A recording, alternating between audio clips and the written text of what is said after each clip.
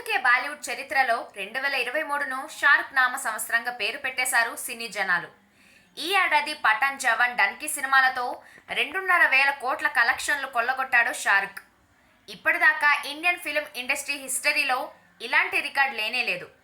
పడిలేచిన కెరటంలా ఉవ్వెత్తున ఎగిసిన star hero ప్రస్తుతం గతం కంటే కూడా మంచి ఫామ్ను మెయింటైన్ చేస్తున్నాడు. ఎంత పెద్ద స్టార్ అయినా కెరీర్లో ఏదో ఒక పెద్ద యుద్ధం చేయాల్సిందే, అవంతరం ఎదురవ్వాల్సిందే, స్ట్రగుల్ లైఫ్ను చూడాల్సిందే. షారుఖ్ కూడా ఓ 3 ఏళ్ళు అలానే ఇబ్బంది పడ్డాడు. ఇబ్బంది అంటే అంతా ఇంత కాదు.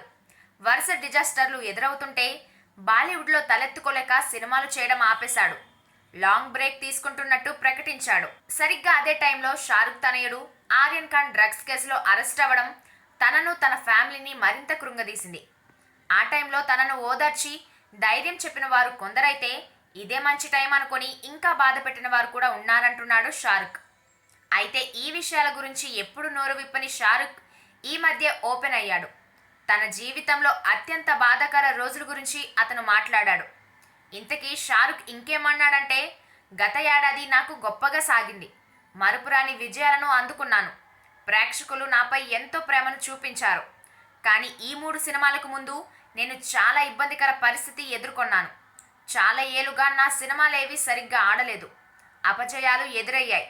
దీని మీద మీడియాలో రకరకాలుగా రాశారు. నా పని అయిపోయిందని అన్నారు. అప్పుడు చాలా బాధపడ్డా.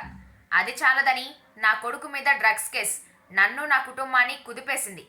అప్పుడు చాలామంది నిజానిజాలు తెలియకుండా, తెలుసుకోకుండా అసహ్యకరమైన కామెంట్లు చేశారు.